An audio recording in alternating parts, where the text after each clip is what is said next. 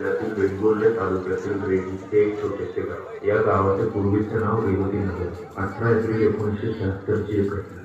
इथं रात्री खाणीत काम करणारे श्री सदानंद कांबळे जे त्या खाणीत ट्रक ड्रायव्हर होते. ते आपले काम संपवून जात असतात एका टेकडीवर.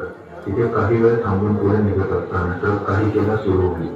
शेवटी रात्र बुडीत झाल्याने ते ट्रकमध्ये झोपी. त्याच रात्री त्यांना स्वप्न दृष्टांत झालं. गणपतीने त्यांना स्वप्न सांगितले, मी इथेच आहे, मला बाहेर काढ. त्यांना जाग आली तेव्हा पहाटेचे 4 वाजले होते. हे सर्व गावकऱ्यांना सांगावे म्हणून ते निघत असतात. रात्री बंद पडलेला ट्रक सकाळी पटकन सुरू. त्यांनी जाऊन ही सर्व घटना गावकऱ्यांना सांगितली. एकमताने सर्व गावकऱ्यांनी लोकवस्तीपासून लांब पण समुद्रलगतच्या झाडझुडपात त्या ठिकाणी खोदकामाला सुरुवात केली. बरेच खोदूनही मूर्तीचं काही ठाव ठिकाणं दिसेना म्हणून ग्रामदैवत श्री देवी माऊलीला कौल लावण्यात आला. मूर्ती दिसेपर्यंत खोदा असा कौल देवीने दिला असता त्यांनी खोदकाम चालू ठेवले.